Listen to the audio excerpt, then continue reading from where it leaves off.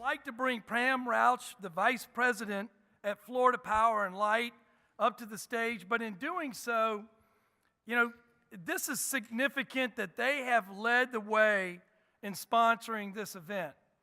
And I think it says so much about FP&L and their commitment to economic growth and development. And as that presenting sponsor, Pam is significant. I mean, it was such an honor to spend lunch with her and just share a few brief ideas and things that are happening. But you know, she is the first female vice president of development and external affairs for the company. And she's a remarkable, absolutely. And she's responsible for the oversight of the development of the new power generation, local government relations, community relations, and economic development, and has held this position since January of 2008. FP&L is the third largest electric utility in the United States, serving more than 4.7 million customer accounts across nearly half of the state of Florida. Let's give a great warm welcome to our lead presenting sponsor, the Vice President of FP&L, Pam Rauch.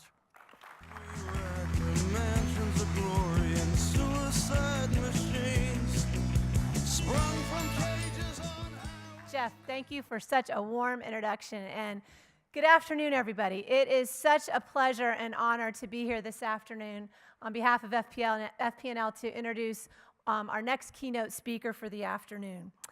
Before I introduce him, however, I just wanted to take a few moments to talk about why FPL is here today and why we are such big supporters of economic development. At FPL, our tagline is changing the current. And the reason that's our tagline is because that is something we have been doing for years as a company. Not only are we the largest utility in the state, electric utility, but we're also the largest producer of solar energy in Florida. And we just announced that we are installing 1 million more solar panels to add to our existing generation that will triple the amount of solar energy that we are serving our 4.8 million customers here in Florida. Why do we do this? Well, we are committed to supporting the communities where we live and work. And we're focused on keeping our customer bills, though, low. They're the lowest in the state, and they're actually about 30% below the national average.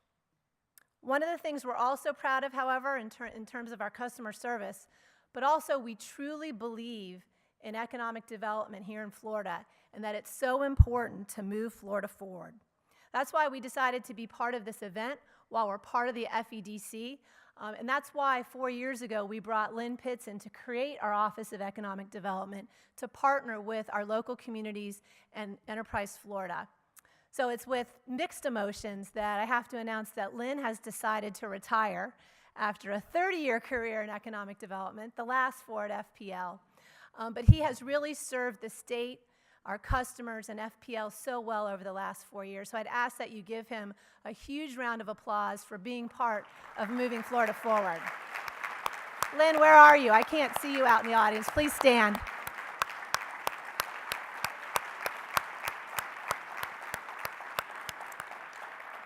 But from a selfish viewpoint, the best thing Lynn did, however, was groom his successor.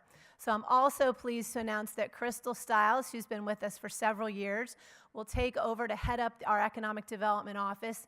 She has won many awards in her career in economic development, communications, and community development, and she's been really Lynn's right hand through the last 4 years. So Crystal, we are so pleased that you're going to be continuing to represent our company with economic development and helping Florida move forward. So thank you for that.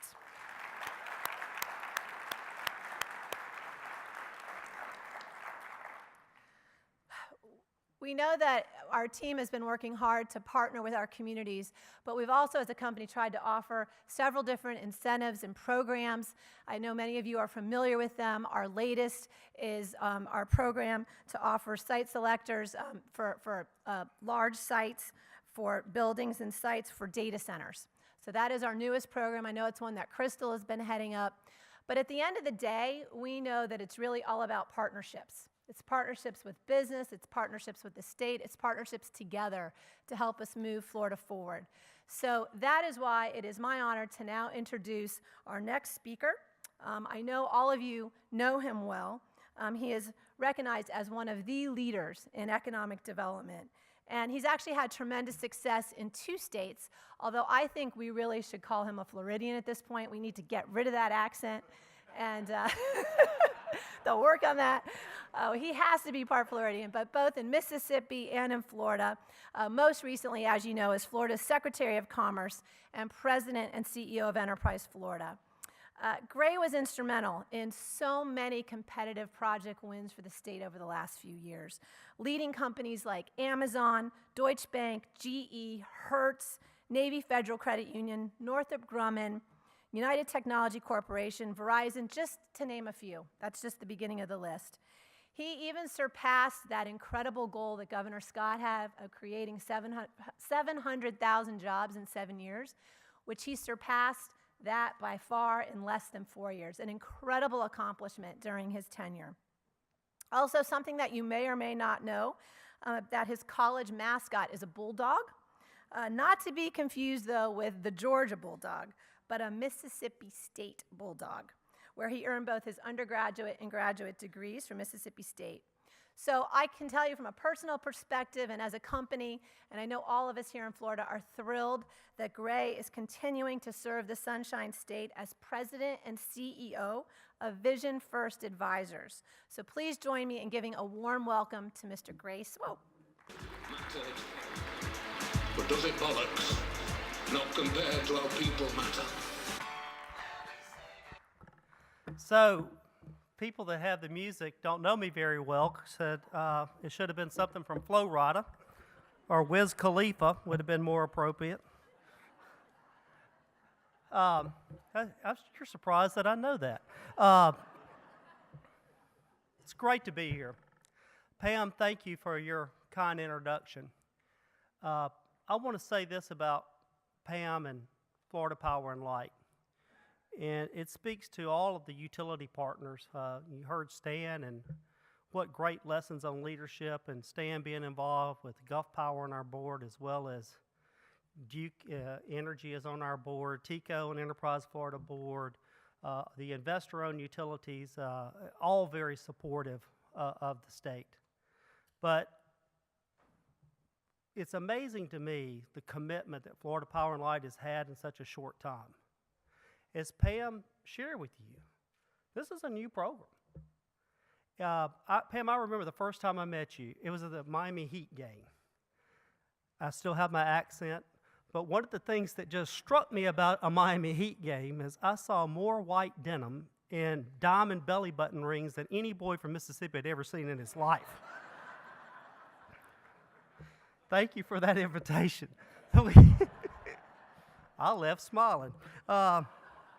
Was there a game? But it's amazing to me that we talked a little bit about economic development and the commitment that Florida Power and Light had to look at, let's set up an economic development department. And brought Lynn in and Crystal in and Mary sitting down here. And I'm very proud of the work that they've done for this state. And what's amazing to me, and Gulf Power, Duke are all top 10 economic development utilities in this country, been named in the top 10. Florida Power and Light went from nothing to a top 10 in its first year. And I appreciate the commitment because they did it not just for their territory, but for their entire state. So I want to thank you again and the commitment that you've made to our state and the work you're doing. And Lynn, thank you for the job that you've done.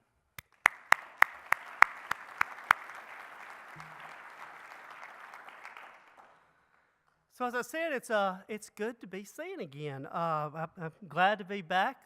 Tammy, when the first time talked to me, said this is going to be done in the round, that you need to kind of be thinking about a presentation that would be more like TED-like. I said, okay, that's going to be different for me because I'm kind of a podium guy. I like having my notes here so I can shift around. If I forget something, I can get back on track. So I thought about the TED Talk. Some of you that know me well have heard me talk about, if I ever had a chance to do a TED Talk, this is what it's going to be about. I was thinking one night, late, sitting on water, and you could hear, this was after maybe one glass of wine or more, the dolphin and the power of a fluke. You can tell this is a lot of wine. And just off the cuff, I developed a TED Talk that night about the power of the fluke of the dolphin. And I was going to give that to you today, called The Porpoise-Driven Life. I'm not fluking kidding you. But I decided I wouldn't give you the TED Talk, even though I was prepared on the porpoise-driven life. It would be more appropriate if we were in the Dolphin Convention Center, we would have done that, but we're not. So here it is. So people ask, so for the last 135 days, what have I been doing? Well, I've been trying to figure out a business. So it's been fun. The last 135 days, we started a company called Vision First Advisors. It's a company that's a wholly owned subsidiary of Butler Snow. It's a law firm that started in Mississippi that owns Vision First, but it has 17 offices in the U.S. It's a growing company, about 400 attorneys now. We have an office in New York, D.C., and a London office. And I had to ask myself when I first started talking to them, is this something you want to do? Do you want to go work with a bunch of lawyers? No offense to you attorneys in the room. But I had to think about, because I've worked with them on the other side and sometimes got very frustrated with them in negotiations and how we did projects, to get them out of the process, that I really wanted to do this. The thing that I kept coming back to with Butler Snow in the conversations with them was, we want you to set this practice up, not that you can add revenue to us, but how does a practice in economic development add value to our clients? Because the reality is, in the legal world today, it's becoming a commodity. And the firms that are going to be successful are going to be figure out how can they add value to their clients. That was the premise. And so with that conversation, we started talking about, well, if we do that kind of economic development practice, this is kind of what I'm thinking. They don't care what we do from an economic development consulting side, as long as when we're needed, I can add value to their clients on things that touch economic development. Now, they do care at some point that we want to turn a profit. But with that, we started that conversation, and lo and behold, we worked out a plan. And so for the last 135 days, I've been knocking on doors. I can tell you that I've been in 10 different states making pitches, both to economic development organizations, to corporations, to other states. Learning what they're doing, listening. On the corporate side, I've been talking to corporations about what their location needs might be, what they're thinking long term, how can we be involved. That's included actually talking to two firms that are from two different countries in Europe and how we might help them in a North American presence. So it's been a fun 135 days. Having the ability to knock on doors and to tell the story of what we could do to help our clients. And so with that, we've actually developed some business. So one of the first clients came through the concept of the legal firm and being able to add value to one of the legal clients on a bankruptcy and on a piece of property that was going to be liquidated out of the New York office, and I'm helping them develop a development agreement with the state and with the local jurisdiction that would add value to the sale of that property so they could possibly get more for the sale. That's how we won the business. That's been fun. That's been fun looking at this piece of property and how other states and places that are not traditionally business friendly and putting that together. So I'm learning from that. We've been very fortunate to pick up a couple corporate clients, and as many of you know in this room, the Tampa Hillsborough Economic Development Corporation is a client, and we're helping on the headquarters strategy. So when I say we, I've been able to meet with my team every morning, look them in the mirror, look them in the eye when I shave. That's the team. It's me. But I'm proud to say that we're going to be doubling the size of the team shortly in what is the worst kept economic development secret in the state. Somebody you know very well that I can't say who it is yet, but they're sitting in this room and they'll be a part of the team on August the 3rd, and hopefully we'll announce that this Friday. And I'm excited about that addition.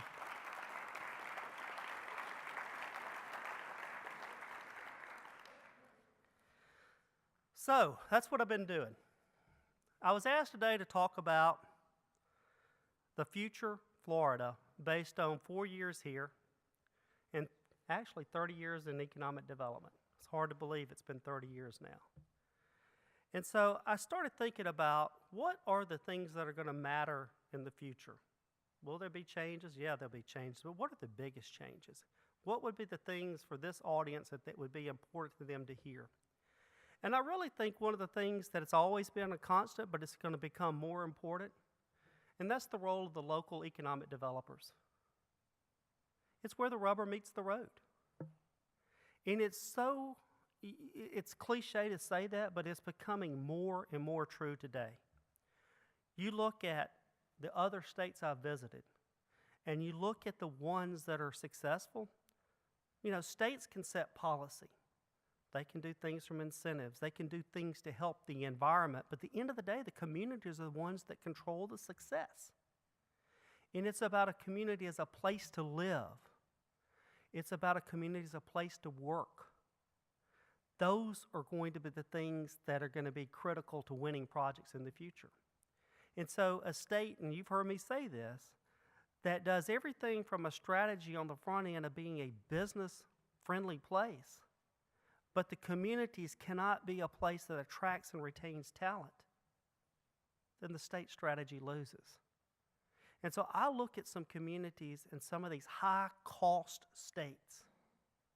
They don't have the fortune that we have in this state as a place to do business. They have successful communities in some of those states. And why did they do that? They're investing in some of their workforce. They're making some of their downtowns cool. They're places where people want to be. There's still cost as a factor, but it helps drive a lot of decisions today, especially the millennial generation and what they're thinking about. And I think it's going to become increasingly more important as a part of economic development success. I can also say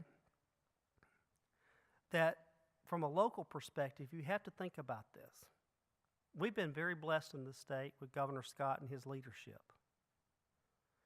But if your strategy is solely focused on how the state organization is doing, it's a bad strategy. Because what's it going to do? Ebbs and flows. Some of my friends in North Carolina, they've had a rough 2 years. Their economic development partnership, which they modeled after EFI, has not been successful. And they're struggling. They're struggling as a state. One of my good friends is now leading their North Carolina partnership, Chris Chung.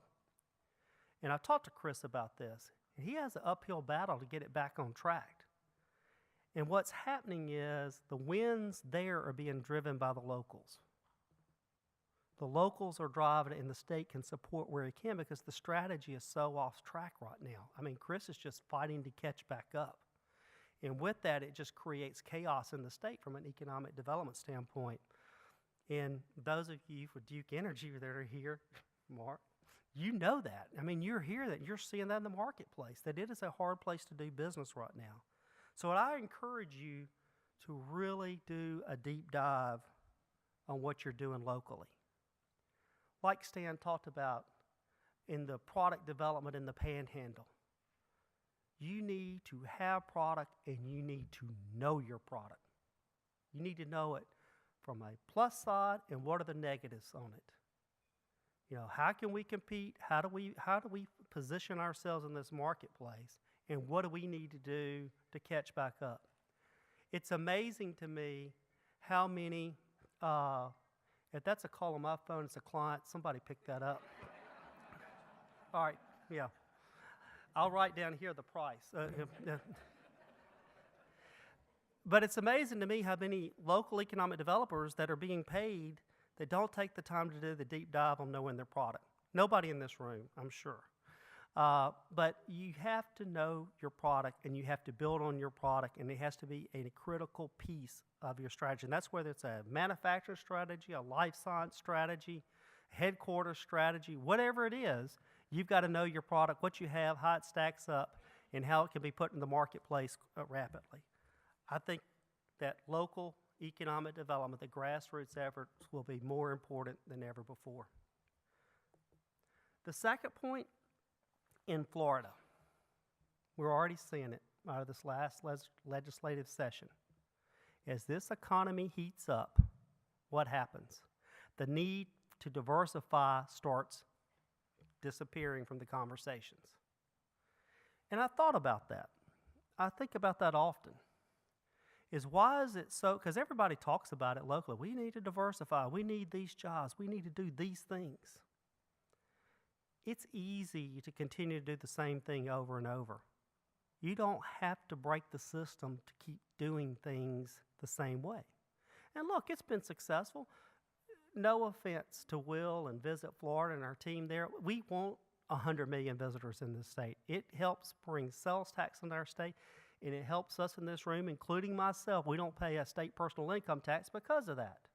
It gives us the ability that we have a budget today that is flush. It gives us the ability to have a AAA state bond rating, and we're not talking about budget deficits. It is a good thing. But at the same time, we have to think about ways to diversify the economy. You look at this last session and the signals that it sends on diversification. When Bill Johnson's sitting up here and talking about the seed fund, and that we're going to continue to work on that, but knowing that our toolbox is empty. I mean, we talk about the 45 million, but again, I don't know, and I can guess what that amount, that the net amount that's available, I suspect is pretty low. Now, does it impact projects? I don't know the answer to that. Again, Governor Scott, according to Bill this morning, said, keep moving, we'll figure out a way, and I believe that. But at the same time, not me, but other people like me in other parts of this country that know what's going on in state budgets and what's been passed and what other states are doing, don't you think for 1 minute they don't realize what happened here?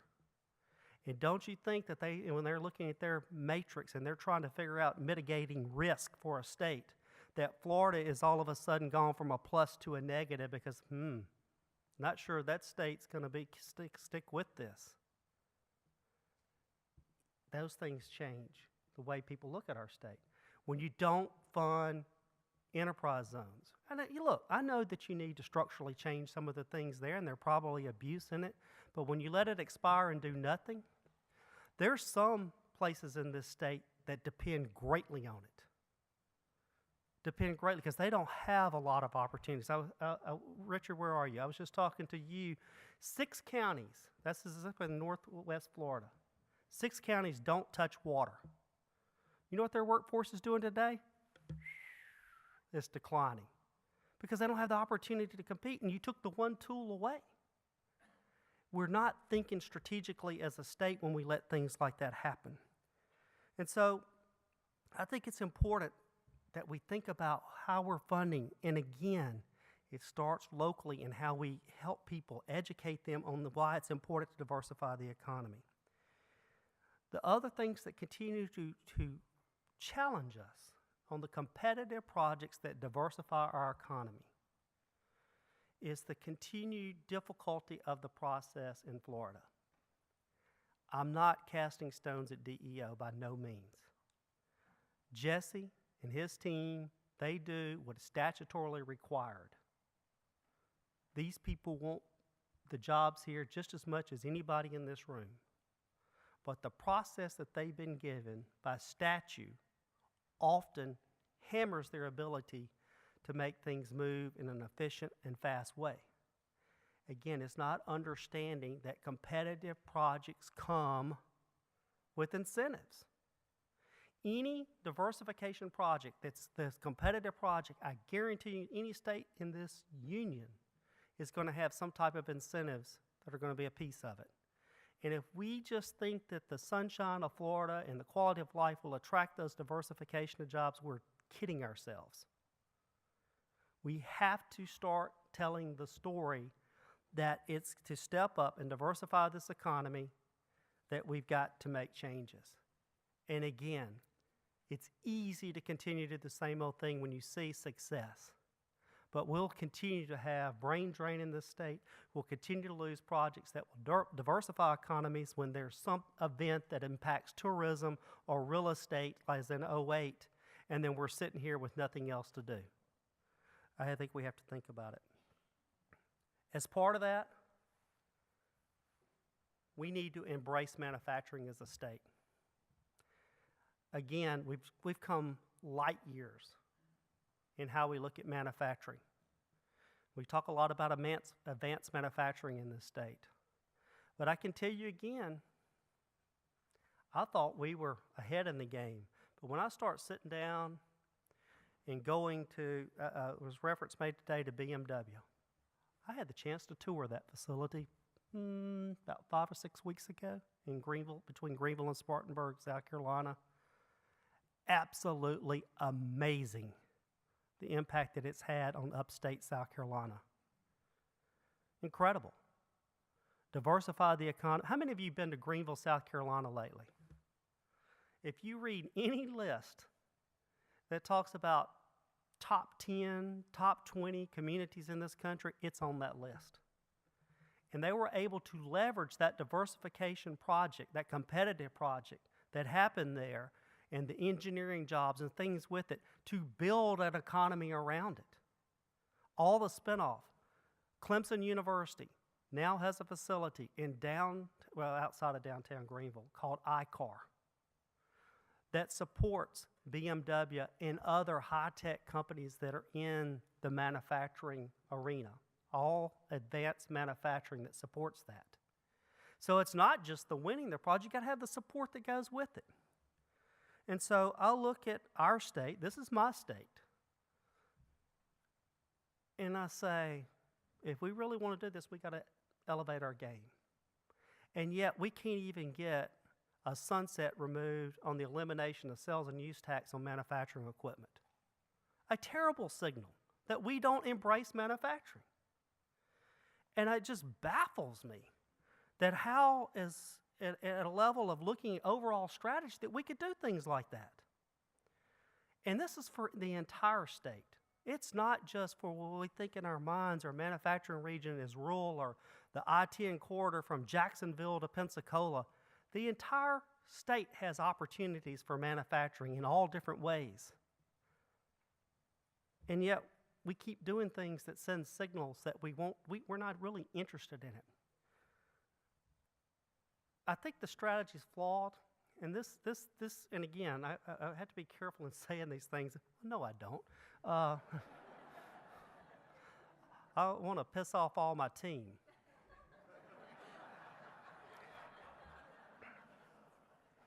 But you think about this. So we are rightly investing in this state in infrastructure. We need to. 15 deep water ports, almost $1 billion invested in our ports over the last 4 years. That is the right thing to do. I'm 100% for that. We should. But the question becomes, what are you going to ship out of them? Are they just for inbound? And so you look at Florida as a state in gross state product, a percentage of manufacturing of products that are here and shipped through our ports is in the bottom 5. In the bottom 5. Yet we've built the infrastructure to support it, but we don't have the embrace of how we're going to make things here. And so I think we have to look hard at that. And again, that comes from you in this room, making it an important part of your strategy. I know Tom Patton's not here, but Lucy Ann's here. Tom Patton had a great idea when the reshoring movement started. And we talked about this idea, but it never got legs.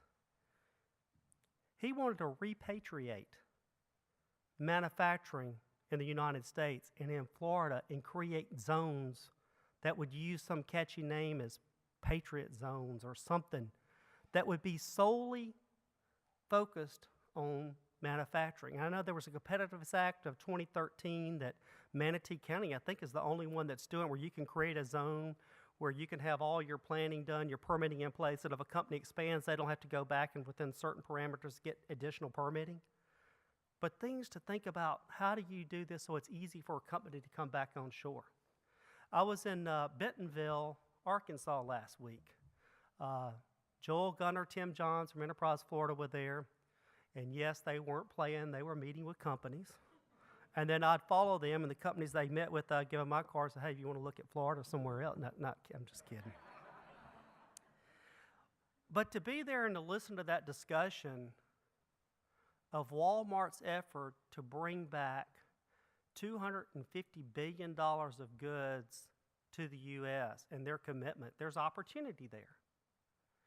It's not easy. There's still cost differential. But because of productivity gains and what we're seeing in the ability for skill sets because of the capital investment it takes to have the equipment, to have these gains and the people to run it, we can compete now with places like China for these products. Some industries, there's still a challenge. But the point being, we're watching this dynamic in the marketplace, and we're sitting here as a state fighting on whether to fund incentives, whether we keep a enterprise zone, building ports, but still thinking there's no way that we can ship products out because we're not making things here. I think that is an issue, and I think it's something that we need to continue to address. Lastly, incentives. I want to talk a little bit about incentives. So as a dumb consultant on my 25th day on the job, as a economic development consultant, I spoke at a conference because somebody backed out and they said, hey, we need a site selection consultant to come speak. So, okay, I'll come do it. Why not? I thought about, because they asked us about the future of incentives on a panel.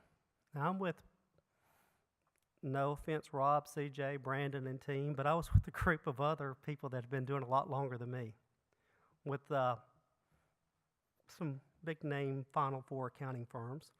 I said, in 10 years, I'm not sure states will have the ability even to do governor's closing funds anymore. They were shocked. Of course, that's what made the press.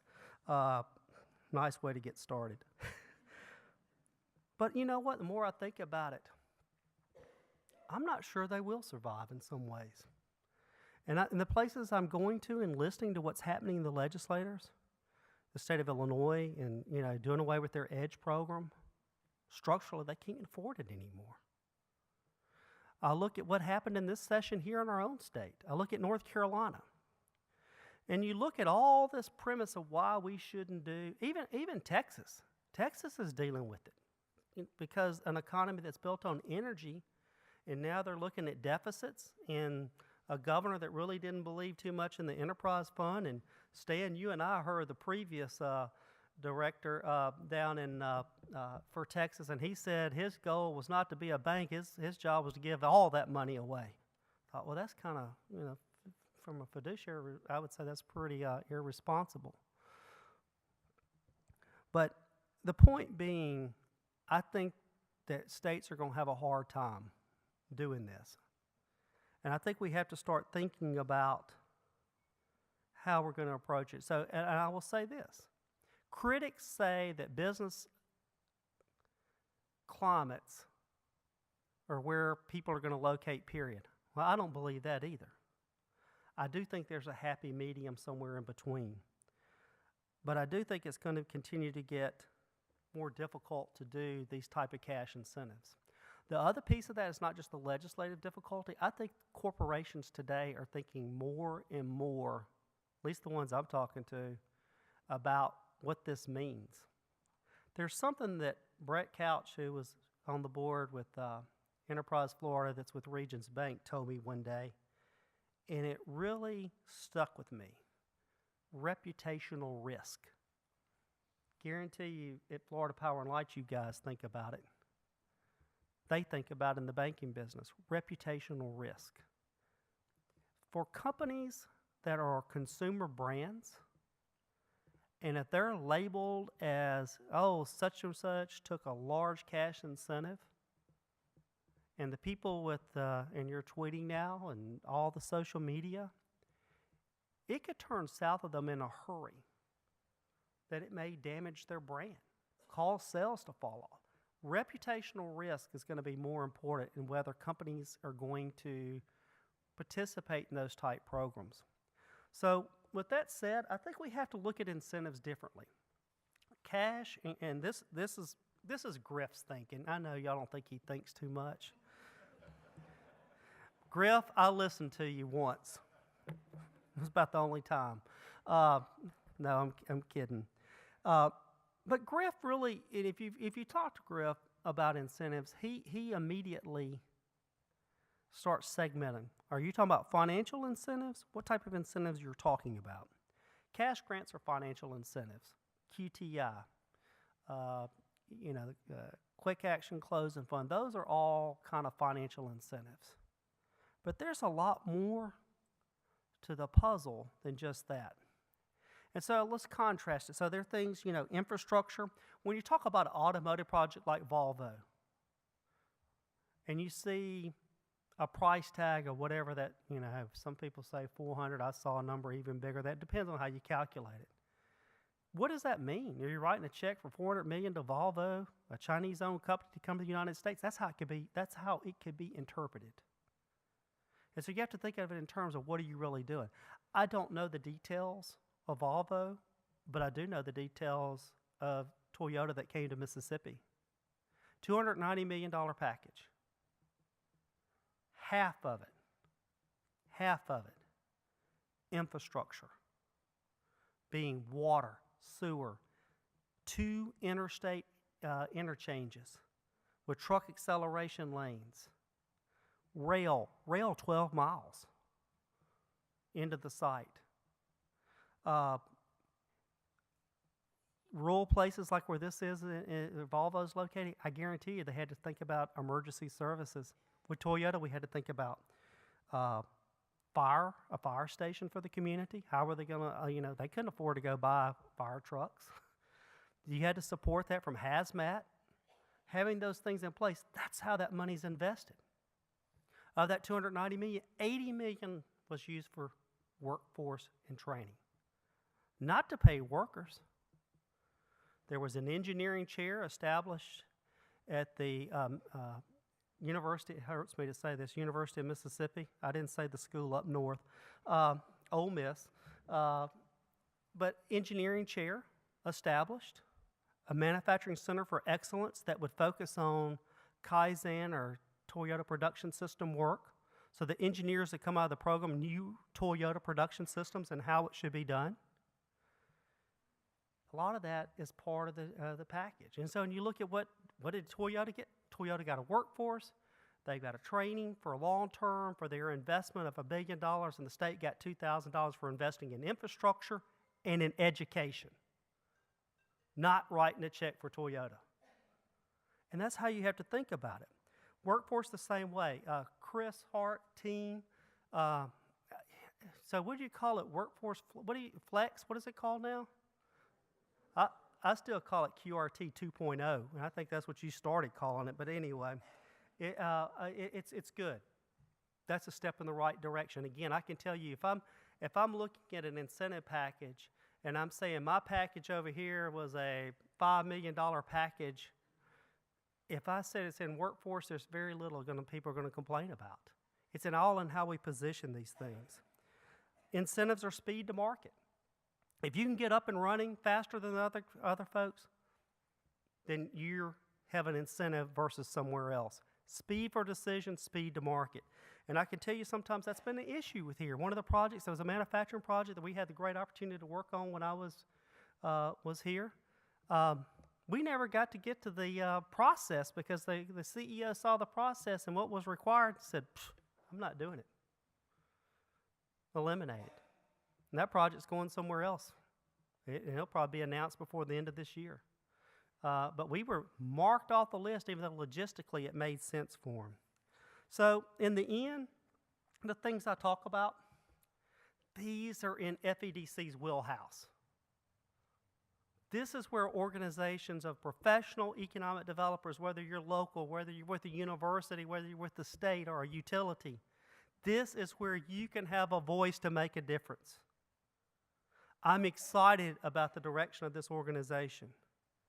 The timing is now to take advantage of the things that I mentioned, because these things can be done.